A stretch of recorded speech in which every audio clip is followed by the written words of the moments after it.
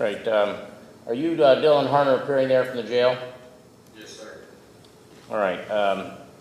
There are two cases here this morning involving Mr. Harner. Case number 23 CR 20, which is a case that is set for sentencing. And then there's a new indictment in case number 23 CR 108 for failure to appear. Now, this hearing is being conducted by Zoom. Mr. Harner's attorney, William Armentrout, is appearing from his office. Appearing from the prosecutor's office, Assistant Prosecutor King. And Mr. Armentrout, are you and your client both in agreement this matter can be conducted by Zoom rather than his appearing personally in the courtroom? Yes, Your Honor. And you're all right with that, Mr. Harner? Yes, sir. All right. Now, we'll deal with the new case first. This is a charge of failure to appear that was returned by the grand jury on June the 6th. And it alleges that on or about May 18, 2023 in Highland County, Ohio, Dylan Harner did recklessly fail to appear as required in Highland County Common Pleas Court, case number 23 CR 0020, after having been released pursuant to ORC section 2937.29, and the release was in connection with the charge of commission of a felony, in violation of section 2937.99 of the Ohio Revised Code. And that's the charge of failure to appear, which is a 4th-degree felony. Now, I see that we have a proposed plea of guilty form here. Mr. Armentrout, you and your client have consulted upon this matter and negotiated this agreement as part of the proceeding this morning with the sentencing in the other case. We have, Your Honor. I think it should be noted that I spoke with Dylan yesterday. I spoke with Dylan at length previously in the other case. He hasn't been right on the clear here, but he understands what it is.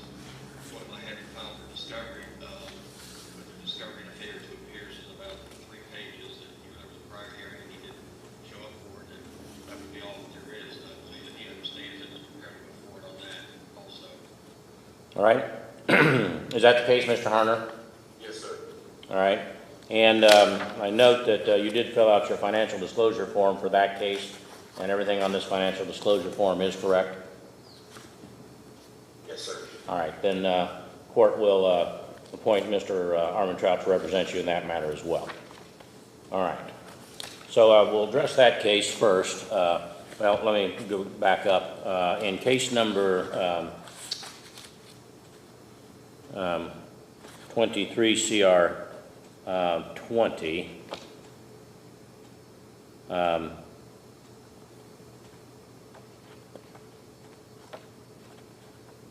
the defendant entered a plea of guilty to receiving stolen property and identity fraud, 2 4th-degree felonies. And Mr. King and the victims of those offenses have been notified of the time, place, and purpose of this hearing and their right to be heard. And yes, they have, Your Honor. They've not present. all right.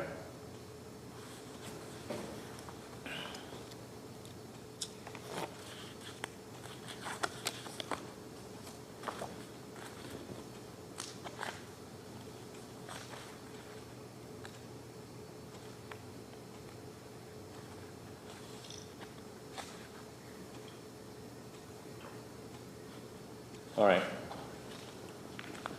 Ben, according to this, I ordered a pre-sentence report. Did you check and see if we have that report? All right.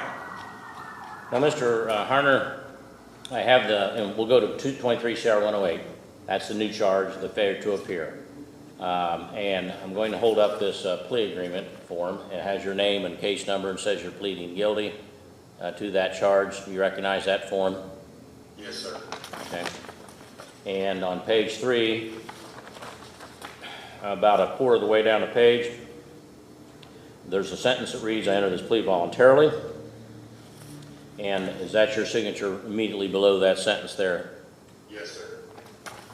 And when did you sign this agreement, Mr. Harner? The other day. All right.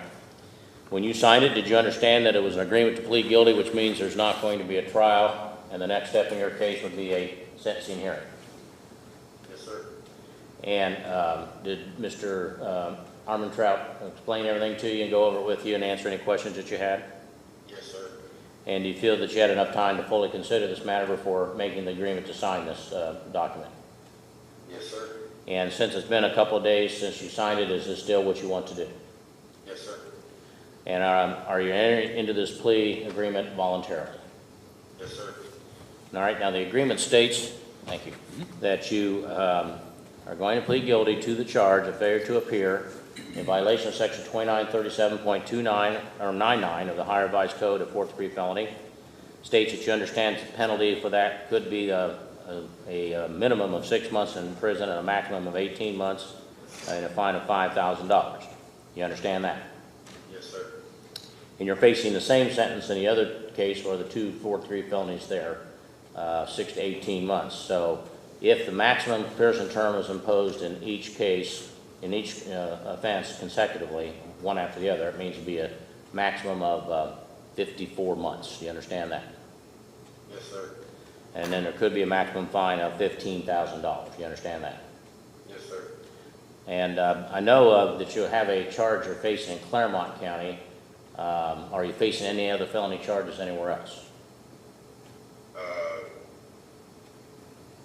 No. All right. And are you on probation, community control, post-release control, or parole for a felony in any other county? No. All right. Now, if you are sentenced to prison in the Claremont County case, and the reason I know that is the judge down there had sent a letter and requested that you be allowed to go down there after today's hearing for that case. But in the event that you're sentenced to prison in Claremont County and this county, then whatever it is you're facing in Claremont County, I'm not sure what the charge is, but whatever it is, could, if you're sentenced to prison, could be ordered to be served consecutively to the sentence in these cases. Do you understand that? Yes, sir. All right. Now, under the law, Mr. Harner, if you're sentenced to prison, once you complete the prison term, the Adult Parole Authority could decide to exercise the option to put you under post-release control supervision for a period of up to 2 years. They don't have to, but they can, but it's up to them. If they decide to do that, you'll be supervised under the term set by the Parole Authority for a period of up to 2 years by a parole officer, and if they determine that you have not complied with those conditions, then they could return you to prison to make you serve an additional period of up to 9 months for a single violation, but there is a cap or limit of half of whatever prison term you serve for all violations. However, if you're convicted of a new felony while under post-release control in this case, then in addition to whatever sentence could be imposed in that case, that judge in that new case could also sentence you for committing the new felony while under post-release control in this case to an additional period of a year or whatever time is left on that period of post-release control, whichever is greater. And if that occurred, that would be served consecutively the sentence in the new case. Do you understand that?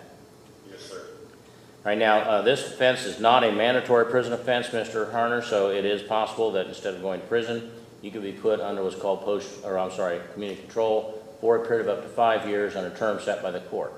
If during that period of time the probation department thought that you were not complying, they would have to file a written notice of that with the court. There would be a hearing. You'd be entitled to have an attorney. If the outcome of that hearing was that you failed to comply, then at that time the court could revoke your community control and then sentence you to prison, on this case to 18 months and fine you $5,000 in addition to whatever sentence could be imposed in the other case. You understand that? Yes, sir. Right now, I read the charge to you just a minute, about 5 minutes ago, and you recall that. Yes, sir. And you understand what it is the state said you did, when, where, and how they alleged that you did it. Yes, sir. And you understand the possible penalty for that offense. Yes, sir. Now, have you discussed the nature of the charge, the evidence in the case, possible legal issues in the case, the possible defenses you could try to raise at trial, and the possible outcomes of a trial with your attorney? Yes, sir. And are you satisfied with his advice and competence in this matter? Yes, sir. Are you under the influence of any types of drugs or alcohol at this time? No, sir. Has anyone threatened you to make you plead guilty here today? No, sir. Now, the page 2, excuse me, on page 2, about 3/4 of the way down, there are a couple of sentences that are printed in bold and underlined. Those read as follows. Defendant will enter a plea of guilty to the indictment. State and defense jointly recommend 6 months incarceration consecutive to the sentence imposed in case number 23 CR 20. Is that your understanding of the agreement? Yes, sir. Has anyone promised you anything other than that to get you to plead guilty here today? No, sir. Now, under the law, the matter of sentence is not up to the parties, it's up to the court. So even though the parties are agreeing to a specific recommendation, the court is not required to follow that. So if you plead guilty, once I've heard all the information, if I decide that's not the appropriate sentence, I could sentence you to as much as 18 months, fine you $5,000. Do you understand that? Yes, Your Honor. Now, Mr. excuse me. Mr. Horner, do you hold any license or certification from any state governmental agency that regulates any occupation or profession? No, sir. Right, now you have certain constitutional rights you must understand before I can accept your plea. First, you have a right to have counsel, and Mr. Armentrout was appointed to represent you. Now, he wasn't appointed simply to work the case out, but to provide any defense that might be available to you under the law that you like him to provide. So, if you decide that you do not want to plead guilty in this case, he'll continue to represent you and defend you, including a trial, if that is what you want. You understand that? Yes, sir. Now, under the Constitution, the law, you have a right to have a jury trial in this matter, in which 12 people would be selected from a group of citizens that live in Highland County that are summoned for jury duty on your trial date. After they are selected, the evidence would be presented. They'd be instructed on the law by the judge. And then that jury would decide by unanimous verdict, meaning all 12 would have to agree, on whether the state proved your guilt. Now, if you didn't want to have a jury trial, but you didn't want to plead guilty, you can waive in writing, which means you give up your right to have a jury trial, and in that case you would have what's called a court or bench trial, meaning instead of a jury, it would be the judge who would hear the evidence, apply the law, and decide whether or not the state proved your guilt. Do you understand that? Yes, sir. Right now, under the Constitution, Mr. Harner, you have a right to confront witnesses against you and to cross-examine them through your attorney. So what that means is that the witnesses against you have to come into court and testify in front of you and your attorney and anyone else that may be present. After the prosecutor's done asking questions, your attorney asks questions. That's called cross-examination, and the purpose of that would be to bring out evidence that helps your side of the case. You understand that? Yes, sir. Now, under the Constitution, you have a right to use the power of the court to compel or force witnesses to come into court to testify on your behalf, just like the state. So if you have witnesses you're uncertain are going to come in voluntarily, at your request, the court issues court orders called a subpoena, and that forces those witnesses to come to court to be able to testify if you want them to, even though they don't want to be here, which is the same way the state's witnesses are forced to come in and testify against you. Do you understand that? Yes, sir. Under the Constitution, Mr. Harner, you have a privilege against self-incrimination, which means that you cannot be forced to give evidence in this matter at any time, including trial. No one can ever make you testify. The prosecutor can't, the judge can, it's your decision. And if you decide not to testify, the fact that you did not testify cannot be used against you in any way by any person at any time in the proceedings, and in fact, no one is even allowed to comment about it except in one situation, and that is if there's a jury trial and you do not testify, the judge instructs the jury that because that is your right, they cannot consider it for any purpose. Do you understand that? Yes, sir. Right? Now, under the Constitution, you're presumed innocent of this charge until proven guilty by the state of Ohio on every essential element of the offense charged. So what that means is that the burden of proof isn't on you to try to show that you're not guilty of this offense. The burden is on the state. In fact, you're not even required to present any evidence at all in your defense. You may, but you're not required to. But whether you do or not, the burden of proof will remain upon the state. Prove your guilt on every essential element of the offense charge, which is the highest burden of proof that's known under the law. Do you understand that? Yes, sir. All right, now originally, well, you actually haven't entered a plea in this case yet. So under the law, it is possible, or you could enter a not guilty plea to this offense. And a not guilty plea would deny the allegation in the indictment, deny you committed any crime, excuse me, and exercise all the rights that I just described. Now, if you plead guilty to the offense, that's the opposite of the not guilty plea. A guilty plea admits the allegations in the indictment, admits that it's a crime, that you committed the crime, and that plea waives, gives up all the rights that I just described for you, except the right to have an attorney. You always have a right to have an attorney no matter what your plea.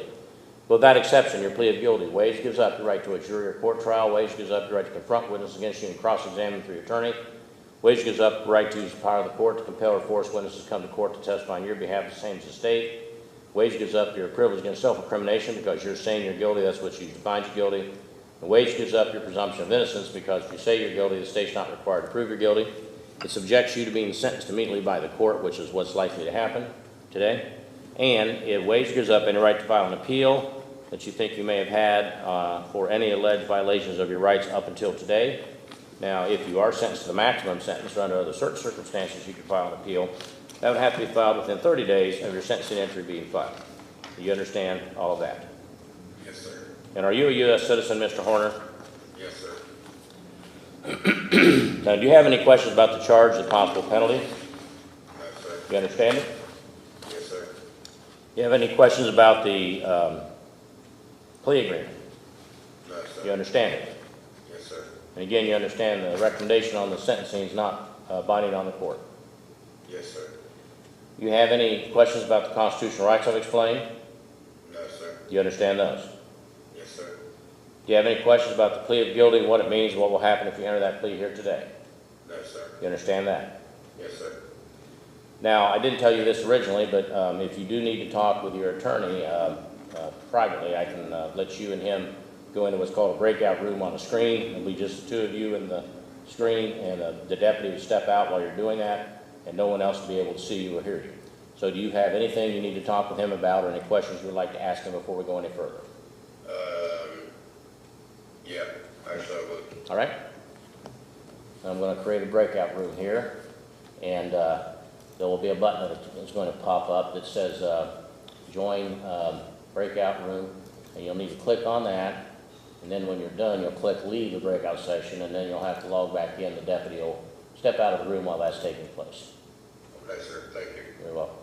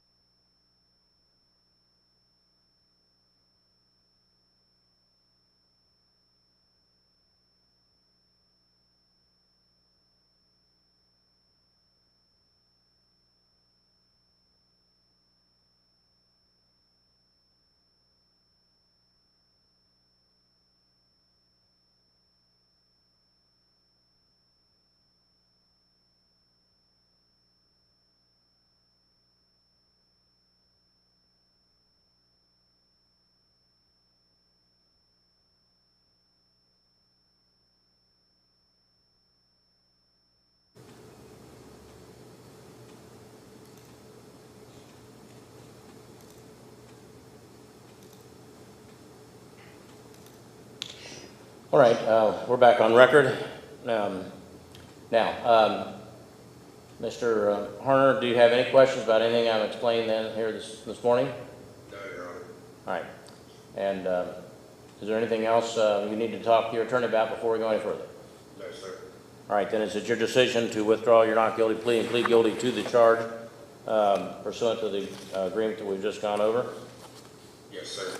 All right, then as to the charge, which alleges that on or about May 18, 2023 in Highland County, Ohio, you did recklessly fail to appear as required in Highland County Common Pleas Court, case number 23 CR 0020, after having been released pursuant to ORC section 2937.29. The release was in connection with a charge of the commission of a felony, in violation of section 2937.99 of the Ohio Revised Code, the offense of failure to appear, a fourth-degree felony, carrying a possible prison term between 6 and 18 months and a fine of $5,000. How do you plead? I plead guilty, Your Honor. All right, thank you. Court finds then on this date in open court, defendant is advised of all of his constitutional rights, made a no intelligent voluntary waiver of the same pursuant to criminal 11. Please accept and order filed. Defendant is found guilty of the offense as charged. Now, inasmuch as Mr. Harner was already previously convicted in the other case and was set for sentencing, I did receive a pre-sentence report on that and have reviewed that. The court will go ahead and proceed with sentencing. All right, Mr. King, on behalf of the state. Only letters containing the plea agreements, Your Honor. In case 23 CR 20, there was an agreement to pay restitution. Is there a restitution due in either of those offenses? No restitution, Your Honor. All right. Ben, we need jail time. All right, Mr. Armentrout, on behalf of the defendant. The recommended sentence by the state of Ohio, which I think was 18 months on the earlier case and 6 months on the new one. I don't think it's a stretch for the court to imagine that when he absconded on the first charge, it's drug-related.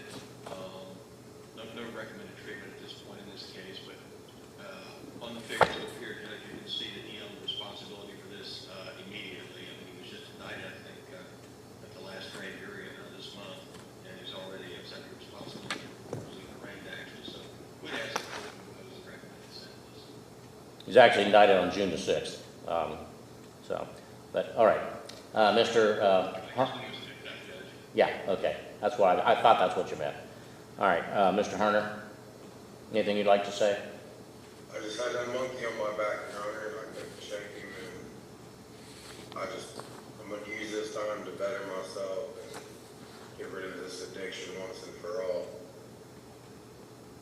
There wasn't nothing against not wanting to, come forward and deal with my consequences. It was just I couldn't shake the urge and I want to go get high, Your Honor. How did you get taken into custody in Claremont County? Were you arrested or did you turn yourself in? Clayton County got me at a friend's house. Oh, okay.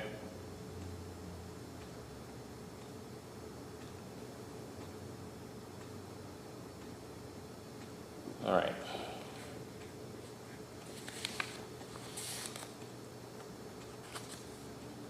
Well, looking at the pre-sentence report, you have quite a history, Mr. Harner, most of it misdemeanors, but it looks like most recently in March of this year you were convicted in Dayton Municipal Court on falsification and put on probation.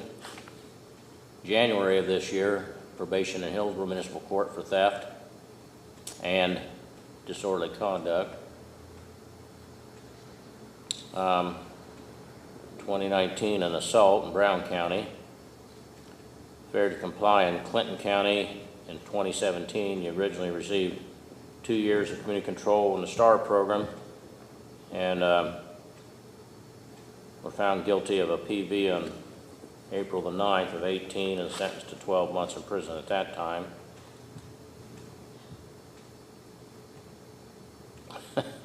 Fishing without a license. I don't know why they bothered to put that on there. I don't believe that's a fourth-degree misdemeanor, but it is. Depositing a pop can. I don't know what that is. That's interesting. I've never seen that before. I have no clue what that means. But there's a lot of driving offenses throughout 2016, 17. So, you have had a number of opportunities to try to deal with this addiction, and you haven't done it. And so that's unfortunate. But it's the judgment and order of the court then that in case number 23 CR 20 on count 1, that you be sentenced to a term of 9 months, and on count 4 that you be sentenced to a term of 9 months. Those sentences are ordered to be served consecutively to each other for a total of 18 months, and there is no restitution. In case number 23 CR 108, it's the order of the court that you be sentenced to a term of 9 months, and that that sentence also run consecutively to the sentences in the other case. The court finds that these offenses were committed as part of one or more series of conduct and misconduct, and that one single sentence for the offenses would not adequately reflect the seriousness of the crime, and the sentences that are being imposed are not disproportionate to the harm caused, being a mid-range sentence on each of the offenses. It is also ordered, or the court also finds that because of your criminal history and the commission of these various offenses, along with your extensive misdemeanor record and your previous felony conviction, that that is necessary to protect the public. And finally, the 23 CR 108 offense was committed while you were released on bond, and 23 CR 20 awaiting disposition. Now, with regard to credit, the court, according to the sheriff, you've been incarcerated 7 days here since you were returned from Claremont County, and that gives you a total of your previous 1 day or 16 day, 1 day of incarceration, and I'm sorry, yeah, there was 1 day in March and then 15 days in January. So that is 23. So you'll be given 23 days of jail time credit. All of that goes on 23 CR 20. There are no days of jail time credit in the new case because it's all being credited to the previous case. Now, upon completion of the sentence, it is possible that the adult parole authority may choose to put you under post-release control for a period of up to 2 years, which means that you'll be supervised on the terms they set by a parole officer, and if they determine during that period of time that you have failed to comply with those conditions, they can return you to prison to make you serve an additional period of up to 9 months for any single violation, up to a maximum of half of your prison term. So that in this case would be 13 and a half months. Your total prison term is 27 months. However, if you commit a new felony while under post-release control, then in addition to whatever sentence a judge in a new case can impose upon you, that judge could also sentence you for committing that offense while under post-release control in this case to an additional period of a year, or whatever time is left on that period of post-release control, whichever is greater. And if that occurred, that would have to be served consecutively to the sentence in the new case. It's also ordered that you pay the court costs for which judgments, grant, and execution is ordered. If you fail to do that, the clerk could collect that through various means, including levying on bank accounts, wages, earnings, or other assets you may have.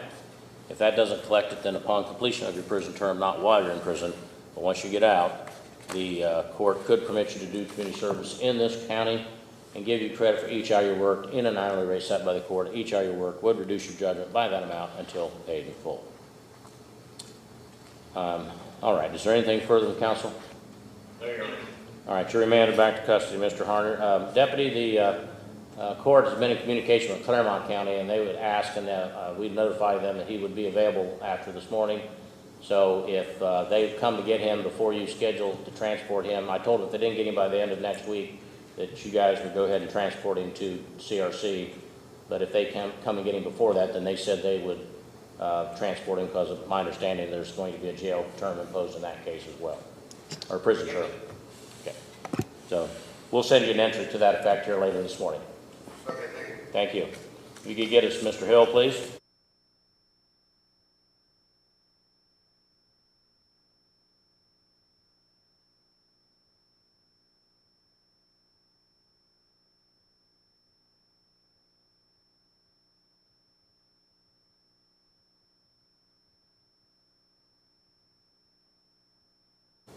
All right, it's case number 23 CR 082, State of Ohio versus Donald Hill and Donald Lee Hill. And you're Donald Lee Hill, appearing there from the jail? Yes, sir. All right, this hearing is being conducted by Zoom. Mr. Hill's attorney is William Armentrout, appearing from his office. Appearing from the prosecutor's office is Assistant Prosecutor King. Mr. King, before we go on, as a victim, alleged victim of these offenses, or victims, I'm not sure how many there are, been notified of the time, place, purpose of this hearing, and the right to be heard. Yes, sir, Your Honor. She's monitoring this hearing on the screen marked victim witness. Okay, thank you. All right. Now, Mr. Armentrout, you indicated you would like to consult with Mr. Hill before we go on. Yes, Your Honor. All right, so what I'm going to do, Mr. Hill, is put you and Mr. Armentrout in what's called a breakout room on the computer. And there'll be a button that'll pop up that'll say join breakout session, and you click on that. And then Mr. Armentrout and you will be the only one that'll be able to see or hear each other, and the deputy will step out of the room while that is going on, so that you can talk with him in private. All right, I'm having a little trouble here for some reason. Now let me clear this and start over.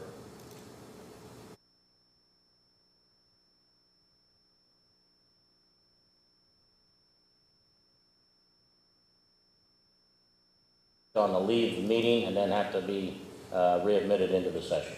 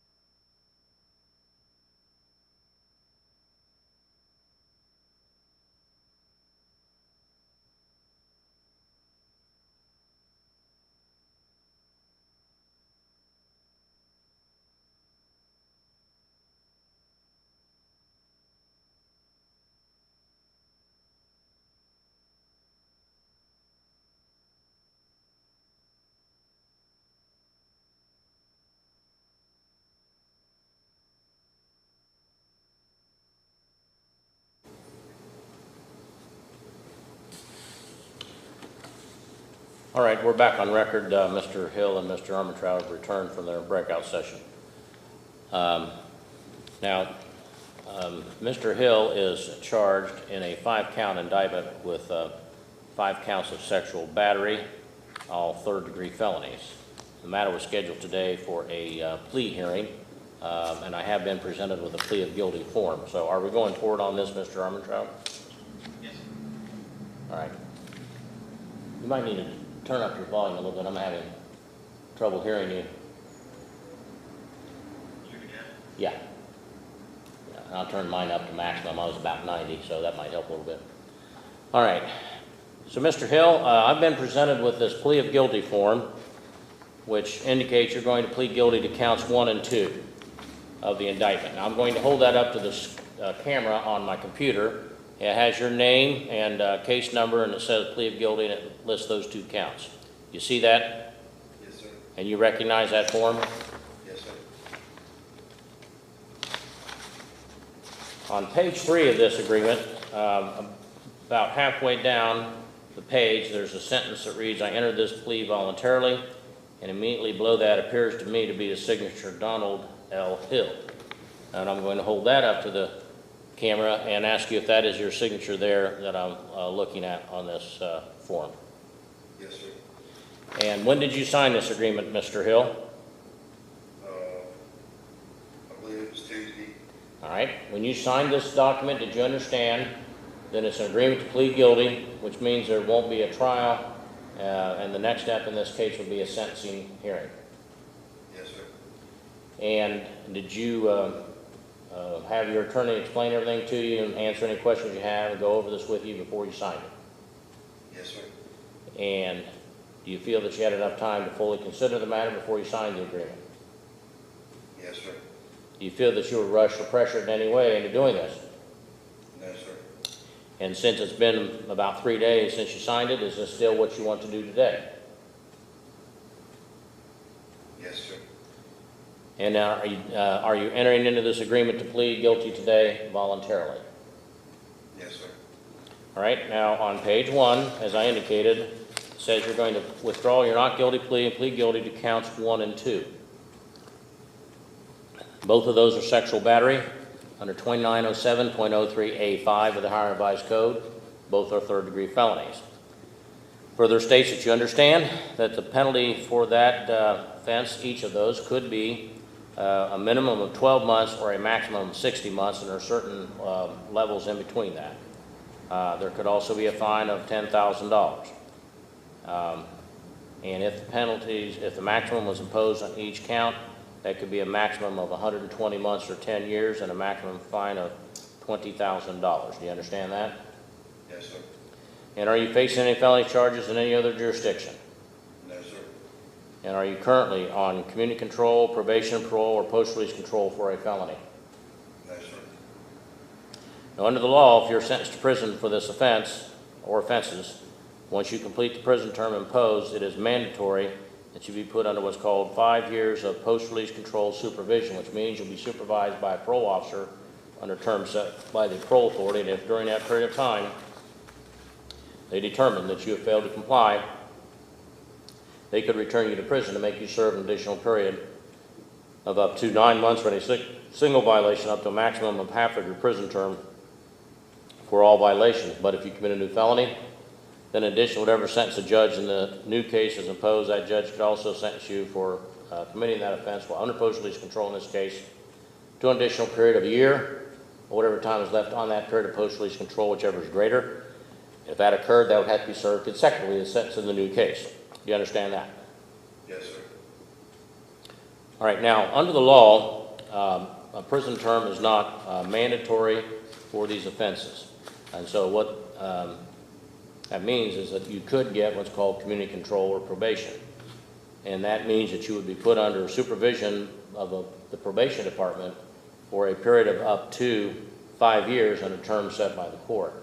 If during that period of time the probation department felt that you were non-compliant, they would have a written notice of that filed with the court, give you a copy. There would be a hearing. You would be entitled to have an attorney, and if the outcome of that hearing was that you had failed to comply, then at that time, the court could revoke your community control, sentence you to 120 months, and fine you $20,000. You understand that? Yes, sir. Now, another consequence of this offense, if convicted, is that you would be designated as a Tier 3 child or sex offender, child victim offender registrant, which means you'd be required to register as a sex offender for the rest of your life with verification every 90 days. And failure to do that could result in criminal prosecution for a felony. You understand that? Yes, sir. All right. Now, the two charges we're talking about here, count 1 alleges that on or about the period of November 8, 2010, continuing through November 7, 2013, in Highland County, Ohio, you did engage in sexual conduct with V, stands for victim, not the spouse of the said Donna Lee Hill, the said Donna Lee Hill being the step-parent of V, in violation of Section 2907.03A5 of the Higher Revised Code. Count 2 reads the same. And I assume, Mr. King, that you are talking about two different incidences during that period of time. Correct, Your Honor. All right. And that's understood, Mr. Armentrout? It is, Your Honor. All right. Now, each of those are the offense of sexual battery with the penalty I just described earlier of 12 to 60 months in prison, a fine of $10,000, plus the requirement to register as a sex offender for your life. Do you understand the nature of these charges, what the state said you did, when, where, and how they allege that you did it? Yes, sir.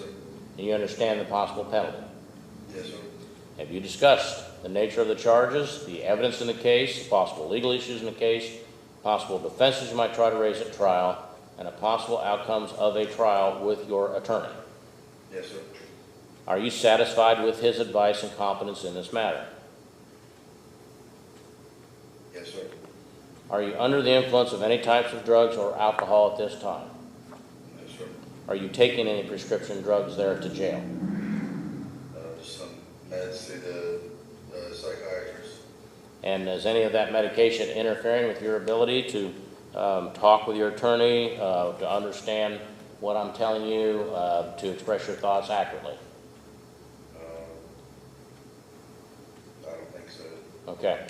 Well, if there's anything you're not certain of, you have any questions, you just tell me and I'll answer them, or if you need to talk to Mr. Armentrout further, you can do that, okay?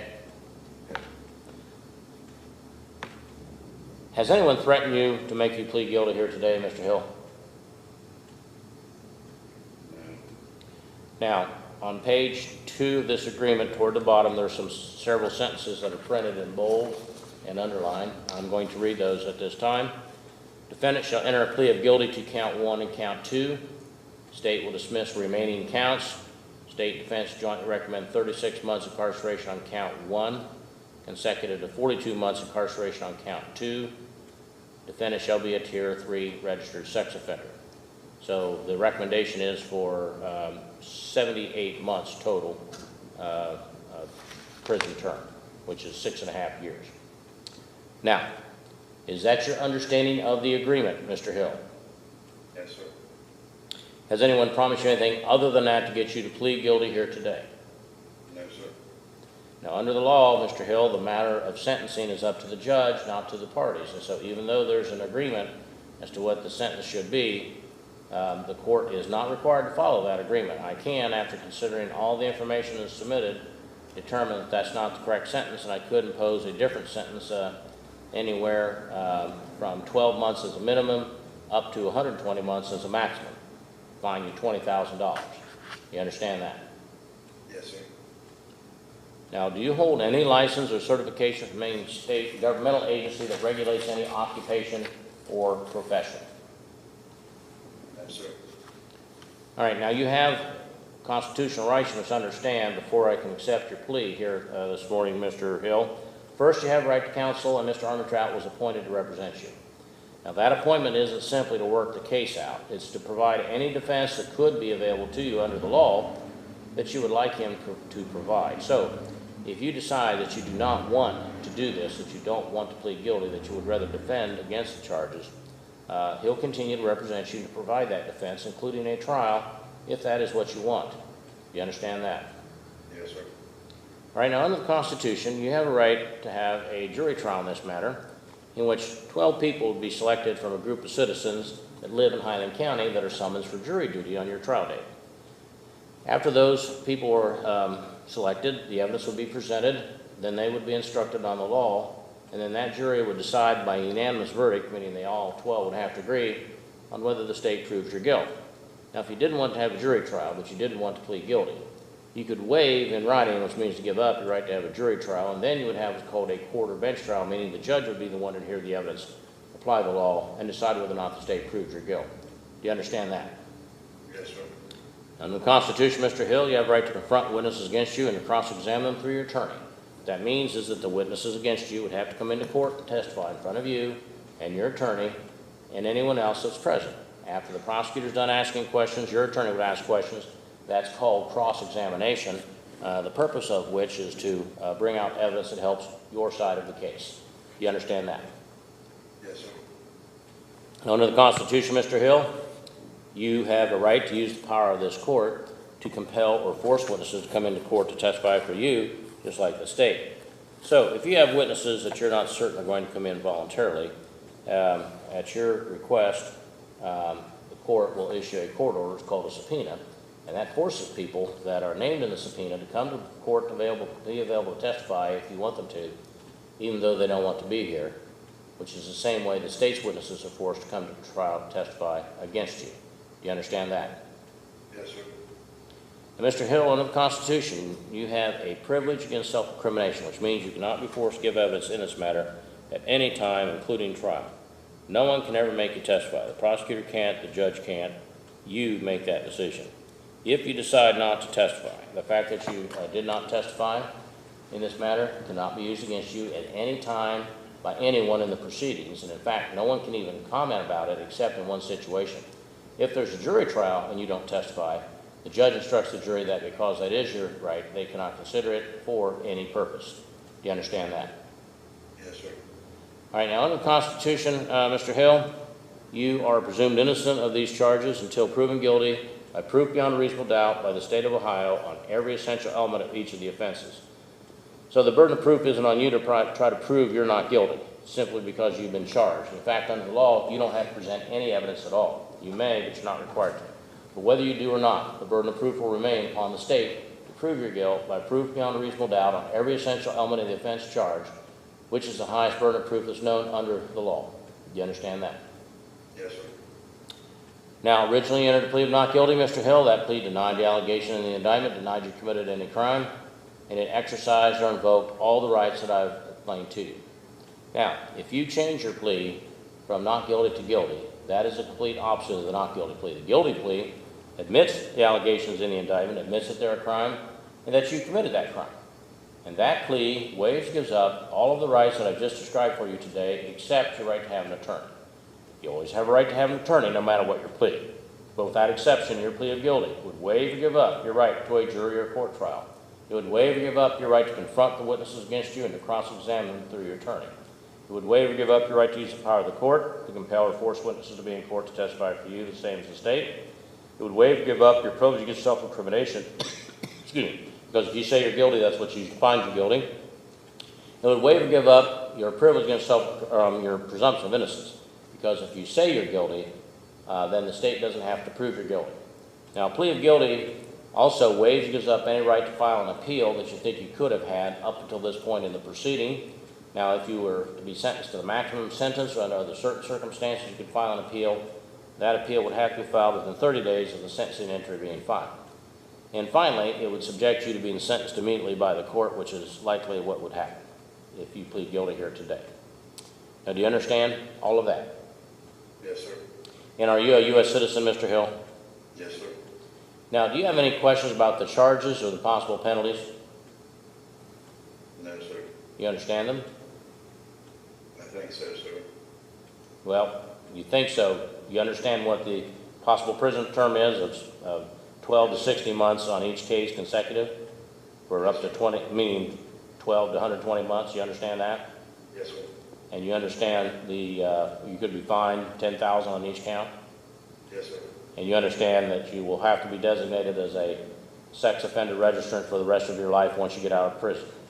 Yes, sir. Okay. So you do understand the penalties then? Yes, sir. All right. Now, do you have any questions about the plea agreement? No, sir. And you understand it? Yes, sir. And you understand that the sentencing recommendation is not binding on the court, so, you know, I could sentence you to the 78 months, or I could sentence you to less, or I could sentence you to as much as 120 months. You understand that? Yes, sir. Do you have any questions about the constitutional rights I've explained? No, sir. You understand that? Those? Yes, sir. Okay. You have any questions about the plea of guilty, what it means, what will happen if you enter pleas of guilty to these two charges today? No, sir. You understand? Yes, sir. Now, do you need to speak to Mr. Armentrout any further about anything before we go on? No, sir. You have any questions about anything that I've explained to you here this morning? No, sir. Then is it your voluntary decision, Mr. Hill, to withdraw your not guilty plea and plead guilty to counts 1 and 2 pursuant to the terms of the agreement that we've just gone over? Yes, sir. All right, then as to count 1, which alleges that on or about the period of November 8, 2010, continuing through November 7, 2013 in Highland County, Ohio, you did engage in sexual conduct with V, not the spouse of the said Donald Lee Hill, the said Donald Lee Hill being the step-parent of V, in violation of section 2907.03A5 of the Ohio Revised Code, charge of sexual battery, a third-degree felony, carrying a possible prison term of between 12 and 60 months in increments provided by law, a fine of $10,000, and a duty to register as a Tier 3 sex offender for the rest of your life. How do you plead? Guilty. As count 2, which is the same language, but represents a different incident, but otherwise the same offense, the same penalties, and a requirement to register. How do you plead? Guilty. All right. All right, the court finds that on this day in open court, defendant was advised of all of his constitutional rights and made a knowing, intelligent, and voluntary waiver of the same pursuant to Criminal 11. The plea is accepted and ordered filed. The defendant is found guilty of counts 1 and 2 as set forth in a plea agreement. Counts 3 to 5 are dismissed. Now, due to the nature of the offenses and the stipulated agreement between the parties as to a prison sentence, the court is not going to order a pre-sentence report, and I will proceed with sentencing forthwith. All right, Mr. King, on behalf of the state. Thank you, Your Honor. The state would ask the court follow the joint recommendation. The victim has approved of this agreement, and the victim would like to make a statement at this time, Your Honor. All right. If you would identify yourself for the record, please, and make your statement. Tori Goldman. All right, go ahead. I just wanted to start by saying you were the one who cut my cord when I was born. I grew each day watching your footsteps as you guided me through life. I trusted you was the parent that was more easy to talk to. Then came confusion for me as a teenager and weird feelings that I should have never had to experience because you were supposed to be my dad. Well, I want you to know it was never okay. It made me feel nasty and like it was my fault. Well, I've grown a lot since age 22. I want you to know this has affected my life as a wife and as a parent. I have unwanted thoughts of my husband because he now has the label of a stepdad. If you want to know what made me come forward, it started after I got married. That was a trigger for me because now my kids have a stepdad. When I would leave at night to go put my client to bed, I would have thought that maybe he would do something to my daughter because that's what my stepdad did to me. But I know he isn't that kind of man. And the thoughts were uncontrollable. I started getting depressed and my anxiety started to get out of hand. I knew I couldn't keep living like that. So I contacted the proper authorities and got the help that I needed. Then I started seeking counseling to get even further help that I needed. And I've had a wonderful support system, and I feel so much better now that I've let it all out. What really bothers me is during the investigation, how you openly talked about me at age 16. That made me sick. Knowing you haven't changed and also makes me feel like you would do this to someone else's child. I went forward for justice for myself and to protect my family and to make it harder for you to offend someone else. I don't ever want you around me or my family ever again. All right, thank you. Anything else from the state? No, Your Honor. Mr. Armentrout? Now we're asking the court to follow the recommended sentence, which was approved by the state of Ohio and by this unfortunate young lady. I've had many conversations with Don about this, and while you explore defenses, he's always been open with me. I think he's going to try and make a short statement. Don he gets tongue-tied fairly easily, but I can tell you from speaking with him, he's owned it. He's remorseful. He knows it was wrong. I'm not casting any aspersions on this young lady whatsoever. He's admitted to it. He's pled guilty.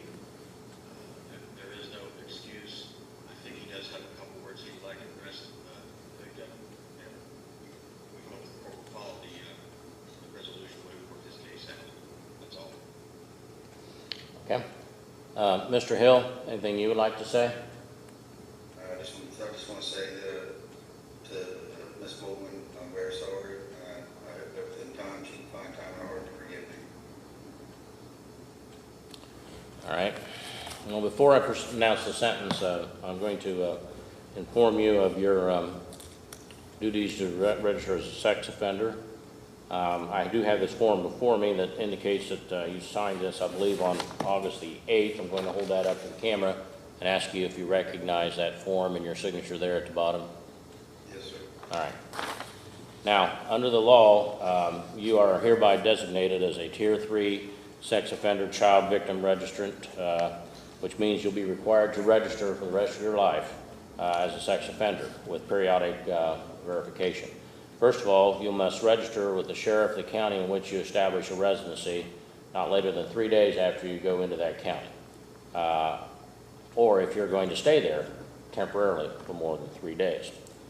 You're also required to register in person with the sheriff of any county if you establish a place of education, like going to any kind of job training, educational programming, college, etc., immediately. If you are employed in a county other than where you're living, then you must register there if you work in that county for 3 days in a row or more, or a total of 14 days in any one calendar year. So you could be required to register in as many as 3 counties: where you're living, where you are going to a place of education or training, and where you are working. And for purposes of this law, community service or volunteer work also includes employment, is defined as employment.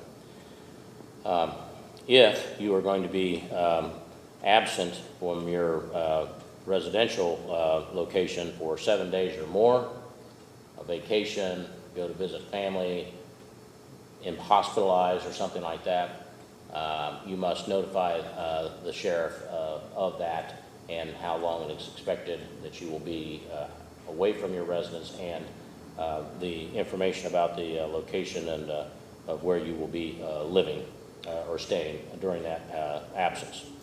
Now, in the event that you move to another state, or you work in another state, or you go to a place of education in another state, you will have to register with the sheriff or whatever public official is charged with the responsibility under the law of that state for maintaining sex offender registries.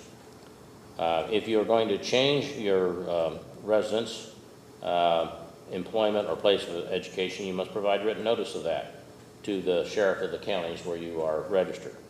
If it is in the county where you reside, you must notify them of and the sheriff of the county in which you're going to move into at least 20 days before you do that. If it's a place of education, you must do that as well.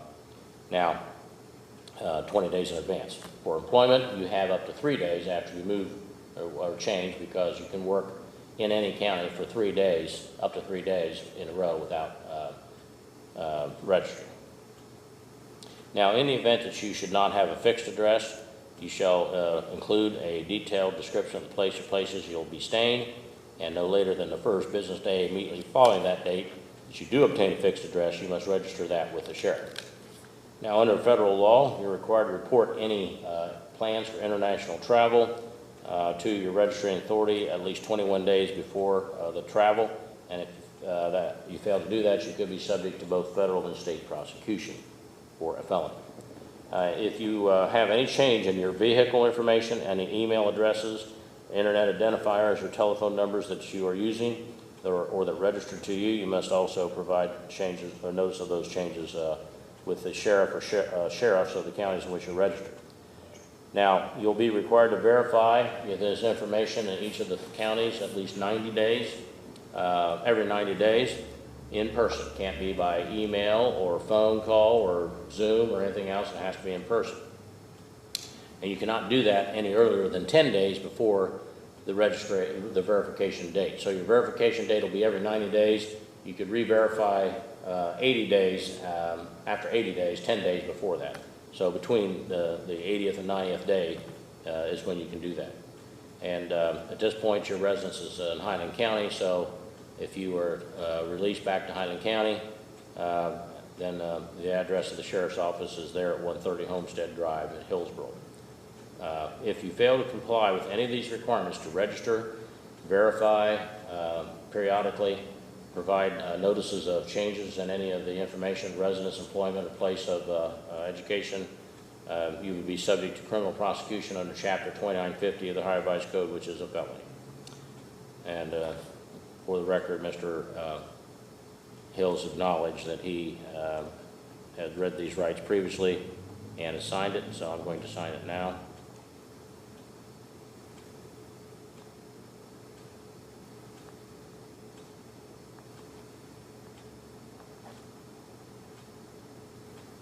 The 11th, right?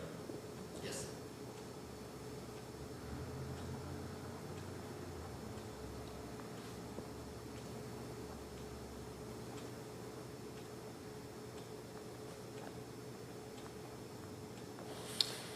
All right. Now, before I go ahead and announce the sentences, anything further from the state? No, Your Honor. Anything further from the defense? No, sir. All right. Well, Mr. Hill, the abuse of the relationship of parent-child or step-parent, stepchild is particularly abhorrent because of the position of trust and what Ms. Bowman has just explained to the court and the consequences in effect it's had upon her. She's done quite a bit in terms of dealing with it and trying to get on with her life, and I know it's, I'm sure that it's difficult. I can't say I know it, but I can say that I'm sure that it's difficult because from my experience in these years of seeing this, that, I've seen many, many people that have been terribly impacted, some of them permanently scarred. It's not something that will ever go away, but I would commend you, Ms. Bolden, for what you have done in dealing with this, and I hope that you'll continue to be able to improve and lead a good and productive life as an individual and as a parent. Given the fact that the parties have agreed to a specific sentence, Mr. Hill did take responsibility for that. The court will follow the agreement recommended sentence. So it is the order of the court that Mr. Hill, you be sentenced to a term of 36 months of incarceration at the Correction Reception Center at Orion, Ohio on count 1, and that you be sentenced to a period of 42 months of incarceration at the same facility on count 2. It is ordered that those sentences be served consecutively to each other for a total of 78 months. And according to the sheriff, as of today, you were arrested on May the 4th, is that correct? Yes, sir. All right, so as of today, that is 99 days of jail time credit. Now, upon completion of the prison term, it is possible that not possible, it is mandatory that you be placed under post-release control supervision by the Adult Parole Authority for a period of 5 full years. And that means you'll be supervised by a parole officer under the terms they set, because the court doesn't have anything to do with that. If during that period of time the parole authority feels that you have failed to comply, then they can return you to prison to make you serve an additional period of up to 9 months for a single violation, up to a maximum, in this case, of 39 months for more than one violation. However, if you commit a new felony while under post-release control, then in addition, whatever sentence the judge in the new case can impose upon you, that judge could also sentence you for committing this new offense while under post-release control in this case to an additional period of 1 year, or whatever time would be left on that 5 years of post-release control, whichever is greater. And if that occurs, that has to be served consecutively to the sentence in the new case. You're also ordered to pay the court costs, which judgment, grant, and execution is ordered. If you fail to do that, then the court could require you to do community service in this county once you complete your prison term, not while in prison, but once you complete it. And you'd be given credit for each hour you worked in an hourly rate set by the court. And each hour you work will reduce your judgment by that amount until paid in full. All right, is there anything further from counsel? No, I don't recall if the court explained the reason for consecutive sentence. You're right, I did not, thank you. The court finds that the recommendation for consecutive sentences is part of the plea agreement. The court will further find that the nature of that they were committed as part of a series of misconduct over a period of time, and that one single prison term will not adequately reflect the seriousness of the offenses, and that the amount of prison being imposed in each case is not disproportionate to the harm caused, and that the defendant's previous record, I see he has had previous conviction for a felony in another state, as well as other offenses, OVI, as well as a vehicular homicide. And so, I don't know, is that vehicular homicide or vehicular assault? I don't want to misstate the record. Vehicular homicide. And so, therefore, the consecutive sentences are necessary for the protection of the public. All right, anything further? No, Your Honor. All right, you're remanded to custody, Mr. Hill, to be conveyed to CRC. Thank you.